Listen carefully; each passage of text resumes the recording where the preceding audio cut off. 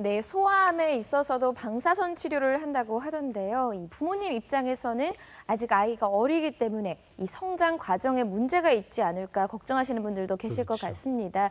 어떤가요? 이렇게 방사선 치료를 먼저 받고 하면은 성장 과정에 큰 문제는 없을까요? 물론 이제 소아에서 네. 방사선을 치료를 받으면 네. 성장에 문제가 생길 수 있습니다. 소아암에서 가장 많은 것이 혈액암이고 이제 백혈병 같은 거, 그 다음이 뇌종양입니다. 그래서 이런 경우에는 주로 항암화학요법을 주로 사용하지요. 가능하면 방사선 치료를 적게 하기 위한 연구들이 계속 지속되어 왔고, 그럼에도 불구하고 방사선 치료가 필요한 경우가 있습니다. 백혈병이나 이런 혈액암의 경우에는 마지막에 시행하는 조혈모세포 이식 수술 또는 그 골수 이식 수술 이런 걸 할 때, 그런 이식 수술을 하려면 환자의 몸에서 자기의 세포들을 다 죽여야 됩니다. 네. 자기 혈액을 다 없애야 되기 때문에 그럴 때 전신의 방사선 치료를 합니다. 그것은 저희들도 계속 하고는 있는데, 그때는 성장에 이제 큰 영향을 미칠 정도의 양은 아니기 때문에 그걸 시행하고 있고, 또 뇌종양의 경우에는 가능하면 방사선을 적게 하려고 생각하고, 한다면 세기조절 방사선 치료를 한다거나 아니면은 이제 입자 방사선 치료인 양성자 치료를 함으로써 정상 조직을 최대한 보호하는 그런 방법으로 치료를 하고 있습니다. 그 아이가 견디기에는 그래도 좀 힘든 치료가 될 것 같은데요. 네, 양성자 치료 같은 경우에는 소아가 치료를 받을 때는 꼭 마취를 하고 치료를 합니다. 안전하게 치료하기 위해서 움직이지 않아야 되기 때문에 그렇게 치료하고, 세기조절 방사선 치료는 아니면 금방 말씀드렸던 전신 방사선 치료를 할 때는 환자분을 편안하게 침대에 누운 듯이 약간 비스듬하게 누워서 치료를 하지요. 그때는 환자와 서로 소통하면서 치료하면 보통은 잘 견딥니다. 네, 그렇군요. 알겠습니다. 제가 오늘 걱정이 많은데요. 또 걱정 하나 해보겠습니다. 이게 암을 치료할 때 방사선 치료를 하지 않습니까? 그럴 때 환자가 움직이게 되면 암의 위치가 달라질 수 있지 않습니까? 네. 자, 그럼 의료진이 이제 계획했던 대로 암 조직이 그대로 이제 방사선을 쏴야 되는데 그렇지 않은 경우가 있다 그러는데 실제로 뭐 이런 일도 있습니까? 네, 환자분들이 움직일 수 있기 때문에 저희들이 치료실을 우리가 모니터로 보게 되어 있습니다. 환자분의 얼굴 모습과 몸의 모습을 보면서 만약에 조금이라도 움직임이 있다 하면 기계를 작동을 스탑하지요. 근데 그런 일은 잘은 없습니다. 이제 의식이 없어서 이렇게 움직이는 사람들은 이렇게 저희들이 고정해서 치료하기 때문에 그런 일은 없는데, 그렇지만 정밀한 방사선 치료를 할 때에 바로 옆에 있는 정상 조직과 종양이 바로 옆에 붙었으면 이 표적이 조금만 움직이면 치료가 잘못될 수가 있습니다. 네. 그렇기 때문에 그것을 잘 영상 유도를 해서 치료하는 방법들이 있습니다. 네. 우리가 모의 CT를 촬영을 해가지고 치료 계획을 한다고 했습니다. 네. 그 CT와 여기 치료실에서 찍은 이 영상을 두 가지를 다 얻습니다. 얻어서 그것을 두 가지를 융합을 해서 맞추습니다. 그러면은 모의 치료할 때의 모습과 똑같은 방향으로 가야 거기를 보고 치료 계획을 짰기 때문에 그 몸 상태로 위치를 움직여서 환자분의 몸을 모의 촬영 때와 같은 방향으로 가면 종양의 모습은 그 자리에 있겠지요. 정상 조직도 모습도 그렇게 있을 것이고, 그렇게 해서 영상 유도를 해서 방사선 치료를 합니다. 그리고 우리는 살아있는 사람은 호흡을 합니다. 호흡을 하면 폐가 움직입니다. 그렇죠. 그래서 폐에 이제 종양이 있으면 종양이 폐가 숨쉬에 따라서 왔다 갔다 합니다. 네. 그러면은 전통적으로는 이 움직이는 걸 다 치료해야 치료를 할 수가 있죠. 아니면 방사선이 정상 조직만 들어갔다가 암에만 들어갔다가 하면 안 되지 않습니까? 그래서 이걸 전체를 다 합니다. 그렇지만 우리가 호흡 연동을 하면 종양이 제자리에 왔을 때 방사선이 나가고 빠져나가면 방사선을 주지 않는 이런 호흡 연동 방사선 치료를 합니다. 그리고 이제 3차원 MRI 영상 유도 근접 방사선 치료가 있습니다. 근접 방사선 치료는 방사성 물질, 아까 방사능이라고 말씀하신 그 방사선 물질을 작은 관에 넣어서 몸속에 종양 근처에 넣어주거나 아니면 직접 종양에 삽입하는 그런 방법입니다. 네. 그래서 장궁암이나 담도암, 전립선암, 폐암, 식도암, 뇌종양 이럴 때 사용하는데 그 이제 치료를 할 때에 MRI로 영상 유도를 해서 치료를 하는 것입니다. 기구들이 여러 가지가 있는데 이것을 종양마다 사용해서 환자의 몸에 이제 넣고 특히 이런 경우에는 이제 자궁에 이런 작은 관을 넣어서 이 안에 종양의 치료를 위해서 또 방사성 물질을 넣습니다. 그렇게 하고는 방사선이 어떻게 분포되는지를 이 MRI로 보면 이 척추가 있고 장이 있고 자궁이 있고 이런 모습이 너무나 정확하게 보입니다. 그렇지만 CT를 찍으면 거의 흐려요. 이렇게 흐릿하게 보이는 것을 MRI로 해서 정확한 자리를 우리가 그려서 그 자리에 방사선을 주는으로써 치료를 하는데 그러면 방사선이 어떻게 들어가는 게 좋은지 방사선 물질을 얻은 만큼 얼마 동안 둘지 이런 걸 다 결정해 가지고 치료를 하게 되면 이 환자분은 자궁경부암 46세 여자분인데 이런 종양이 자궁경부에 있습니다. 그리고 이 방광이 앞에 있고 직장이 있는데 치료를 하고 나서 완전히 깨끗하게 제거되는 모습이 보입니다. 이렇게 영상 MRI로 유도해서 근접 방사선 치료도 하고 있습니다. 이 여성암 치료 사례에 대해서 말씀을 해주셨는데 유방암 같은 경우 특히 유방암 같은 경우에는 대부분의 환자가 방사선 치료를 꼭 해야 한다고 들었거든요. 그 혹시 특별한 이유가 따로 있을까요? 꼭 해야 되는 경우는 아닙니다. 네. 그런데 이제 대부분의 경우가 한다는 의미를 그렇게 표현했을 줄로 생각을 합니다. 유방암의 경우에는 초기인 경우는 유방 보존 수술을 시행합니다. 그럼 유방 보존 수술을 하려면 남아있는 유방에 숨어 있는 암세포들이 있습니다. 그것을 어떻게 할 거냐? 그것을 이제 연구를 했죠. 전체 유방을 제거하는 게 치료인데 그걸 하지 않고 종양만 제거하고 방사선을 남은 유방에 했더니 미용 효과는 더 좋고 생존율은 같더라. 이것을 수만 명을 해가지고 결과가 나와서 지금은 대부분의 환자분들이 이런 치료를 초기에 받습니다.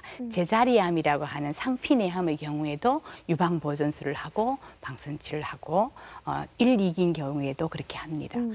물론 굉장히 애우가 좋다고 생각되는 그런 경우에는 소수에서는 하지 않는 경우도 있기는 합니다. 연세가 많으신 분들이라든지 애우가 좋을 것 같다는 분들은 그렇기도 하지만 대부분은 방사선 치료를 받게 되는데 그러면 이제 진행된 병기인 3기, 4기에 가면 그러면 또 방사선 치료를 어떻게 하느냐?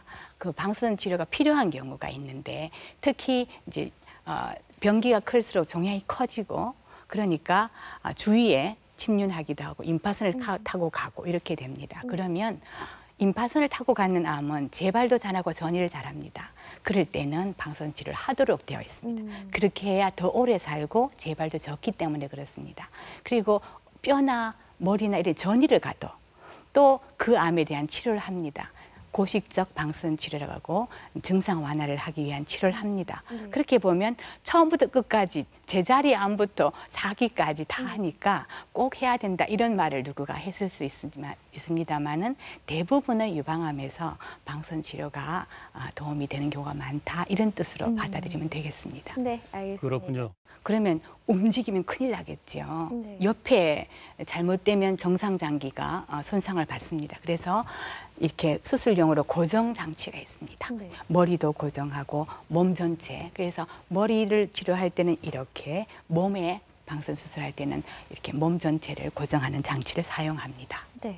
이분은 75세 남자분인데 폐암 1기이십니다. 근데 만성 폐쇄성 폐질환이 너무 심해서 마취를 못합니다. 그래서 수술을 못 견디기 때문에 이렇게 종양이 우상엽에 있습니다. 폐에. 그런데 이 부분에 방사선, 정의적 방사선 수술을 4회에 걸쳐서 나누어서 치료를 하고 사진을 찍어보면 수술하고 6개월 되었을 때 종양이 없습니다. 이 펫CT에서 이렇게 색깔이 없으면 암세포가 없어졌다는 뜻입니다. 네. 그리고 9개월 되어도 마찬가지고요. 3년 6개월, 네. 5개월이 되어도 이렇게 계속 유지가 됩니다. 그래서 이런 분은 사실 처음에 나는 수술 못해 하고 그냥 가만히 계셨으면 평균 한 11개월 정도 사실 수 있습니다. 그렇지만 치료함으로써 이렇게 오래간 자기의 생명 유지할 수 있고 암이 나을 수가 있습니다. 그럼 아까 전에 말씀하신 그 4회를 6개월 안에 나눠서 치료를 받은 건가요? 일주일에 2번씩 했습니다. 일주일에 2번씩. 네. 네. 2주 만에 끝납니다. 되게 시간이 굉장히 생각보다 짧네요. 네. 치료 기간이. 치료하는 시간도 하루에 한 15분에서 20분 정도에서 끝나기 때문에 오래 네. 걸리지 않습니다. 네. 이 39세 여자분인데 이분은 유방암인데 척추에 전이가 갔습니다. 네. 전이가 가서 척추에 전이 가는 것이 척추 신경을 누릅니다.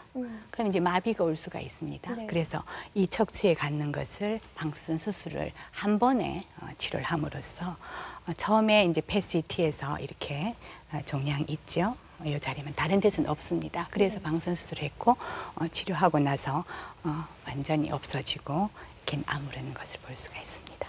30세 여성분의 이 뇌동정맥 기형을 깊이 있기 때문에 수술하기 어려웠습니다. 그래서 방사선 수술을 했고 치료 후에 완전히 이걸 막게 되어서 혈류가 안 들어가게 되죠. 이게 그냥 두면 뇌출혈이 일어날 수 있기 때문에 이것을 치료해야 되는 것입니다. 네. 이분도 마찬가지로 수술 전의 이 모습과 나중에 치료하기 전에 6개월, 13개월 갈수록 완전히 막히는 걸 볼 수가 있습니다. 네. 그래서 이렇게 방사선 수술을 함으로써 종양이 있던 게 없어지고 이렇게 있던 자리들을 없애는 수술하지 않고 이 자리는 너무나 깊어서 수술을 하기도 어렵습니다. 부작용이 크기 때문에요. 그럴 때 방사선 수술을 하고도 이렇게 4년이 되어도 없어져서 잘 사는 경우도 있습니다. 이 30대 여성이라는 나이가 사실은 이 출산과 관련된 나이잖아요. 그래서 아무래도 이 방사선 치료 후에 수술은 잘 돼서 너무 좋지만 방사선 치료 후에 임신에는 큰 문제가 없을지 좀 굉장히 걱정이 되기도 하는데 어떤가요? 네, 젊은 여성의 경우에 골반 부위를 방사선 치료하면 폐경이 옵니다. 네. 그렇기 때문에 젊은 여성이 방사선 치료를 골반 부위에 받을 때는 반드시 주치 선생님하고 상의를 해서 이런 폐경이 올 때를 대비해서 어떤 분들은 난소의 난자를 난자은행에 넣기도 하고 네. 남자분들도 마찬가지로 정자은행에 이렇게 보관하기도 하고 이런 방법을 사용하기도 합니다. 그리고 폐경이 오게 되면 폐경에 의한 증상이 또 나타나기 때문에 거기에 대한 또 치료가 필요할 경우에도 또 주치의 도움을 받을 수가 있습니다. 그렇지만 골반 부위 아니고 다른 부위의 방사선을 받았을 때 그러면 임신을 못할까? 임신할 수 있습니다. 왜냐하면 거기에서 다른 부위에 치료하는 곳에서 이제 골반 부위에 있는 우리 난소나 또는 그런 우리 생식 세포가 있는 곳에 영향을 주는 경우가 멀리 떨어져 있기 때문에 적습니다. 그래도 영향이 있을 수 있기 때문에 최소한 피임은 치료 끝나고 6개월까지는 길게는 1년까지는 피임을 하는 것을 권장합니다. 그 뒤로는 이제 임신을 해도 안전하게 출산할 수 있다 이렇게 보고 있습니다. 피임은 여성뿐만 아니라 이제 남성도 마찬가지입니다. 같이. 네. 방사선 치료 시에 부작용도 거의 없는 꿈의 치료라고 불리는 치료법이 있다고 하는데 어떤 치료인가요, 선생님? 요사이 이제 이 매스컴을 통해서 중입자 치료 이런 이야기를 합니다.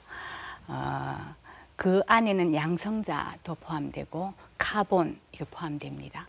그래서 이 이제 중입자인 양성자 치료는 어떤 특징이 있길래 이렇게 꿈의 치료라 하나 방사선이 우리 몸에 피부를 통해서 들어가면 어느 깊이까지는 잘 가다가 원하는 어느 깊이에서만 방사선을 굉장히 많이 방출합니다. 그리고 사라져 버립니다. 우리가 이 뒤에 정상 장기가 있다면 얼마나 좋겠습니까? 여기에 종양만 있으면 여기만 치료가 되니까 그리고 피부에도 별로 방사선이 많이 들어가지 않네요. 그러니까 꿈의 방사선 치료다 이렇게 말합니다. 그래서 저희들이 이 종양에만 집중해서 치료할 수 있다 하는 그런 면에서 그런 이야기를 하게 되는 것이고요. 그러나 이 양성자 치료기는 이 양성자를 가속하려면 굉장히 큰 이런 가속기가 필요합니다. 그리고 여기서 나온 양성자를 치료에 이용합니다. 그렇지만 이 사이는 컴팩트한 이런 양성자 치료기가 나와서 예. 병원에 설치해서 사용하기 좋게 되어 있습니다. 네. 그래서 예를 보면 이제 척추 쪽에 이런 우리 이 척수에 치료를 해야 되고 척추를 치료한다면 뒤에서 양성자를 주면 어느 순간에 가서 방사선이 다 흡수되고 앞에는 하나도 안 들어갈 수 있습니다. 저희가 앞에서 이야기했던 세기조절 방사선 치료는 그렇게 주지만 일부 조금은 방사선이 지나갑니다. 앞으로. 네. 그렇기 때문에 이렇게 치료하는 게 이거보다 낫죠. 그렇죠. 정상적으로 보면 종양에는 충분히 주고 심장에는 거의 방사선 안 들어가는 게 좋지 않겠습니까? 네. 근데 이런 것들은 특히 소아일 때 더 좋겠죠. 그런데 완치 판정을 받고 나서 건강에 대한 신경을 놔야 됩니까? 아니면 뭐 그냥 평소대로 살아야 되는 겁니까? 네, 우리 환자분들이 이제 5년을 지나고 나면 이제 완치됐습니다. 이제 그만 오세요. 이렇게 말하면 그럼 내 혼자 어떻게 살아요? 선생님 보고 나면 편안한데 이렇게 이야기합니다. 네네. 그래서 저희가 이제 5년 후에도 잘 사는 방법은 슬라이드를 보면서 말씀드리면 먼저 긍정적인 마음을 가지시기 바랍니다. 환자분이 치료받을 때도 긍정적인 마음을 가진 사람들이 치료 효과가 좋고 결과가 좋습니다. 그리고 적극적으로 살아야 됩니다. 내가 암 환자였는데 이런 마음을 가지지 마셔야 됩니다. 그럴수록 이런 부정적인 사고가 건강을 해칩니다. 그리고 규칙적인 운동을 하셔야 됩니다. 몸이 약해졌으니까 나는 쉬어야 돼. 이렇게 생각하시면 병은 더 찾아오지요. 그리고 균형 잡힌 식사를 하셔야 됩니다. 균형 잡힌 식사는 건강한 음식을 바르게 드셔야 됩니다. 특히 저녁에 늦게 드시지 않는 것 하셔야 됩니다. 그리고 금연과 절주를 하셔야 됩니다. 그리고 정기적으로 건강검진을 해야 됩니다. 내가 암을 하나 알았고 나섰으니 이제는 괜찮다 이렇게 생각하면 안 됩니다. 다른 병들도 올 수가 있기 때문에 건강검진을 정기적으로 하시고 과로는 금물입니다. 나이에 맞는 생활을 하셔야 됩니다. 내가 암이 나섰으니까 나는 진짜 힘이 나 이렇게 생각하시다가는 또 힘이 들 수가 있습니다. 네. 그리고 주위에 사랑하는 사람들과 같이 함께 하는 게 좋겠고 또 사람들에게 사랑을 나누는 마음을 나누는 그런 베푸는 그런 마음으로 살면 좋겠고 그리고 이 모든 것이 사실은 종교 생활을 하시는 분들은 그 자체가 종교 생활이겠지요. 그죠? 종교를 가지시는 것도 좋은 것 같습니다. 네. 그렇군요. 말씀 잘 들었습니다. 많은 분들이 항암 치료를 시작하면 식습관부터 바꾸려고 합니다. 그런데 극단적으로 바꾸시는 분들도 꽤 계신 것 같아요. 네, 맞습니다. 이 서구식 식습관 때문에 암이 걸렸다고 생각하시는 분들이 많아서 이 채소만 드시는 경우가 있는데요. 이 암 치료 때는 손상된 세포들을 빨리 회복할 수 있게 골고루 식단을 드시는 것이 더 도움이 된다고 합니다. 네, 방사선 치료에 대한 편견을 딛고 더 많은 암 환자분들이 건강을 되찾을 수 있었으면 좋겠습니다. 네. 자, 오늘 도움 말씀은 계명대학교 동산의료원 방사선 종양학과 김진희 교수님이었습니다. 오늘 말씀 고맙습니다. 고맙습니다.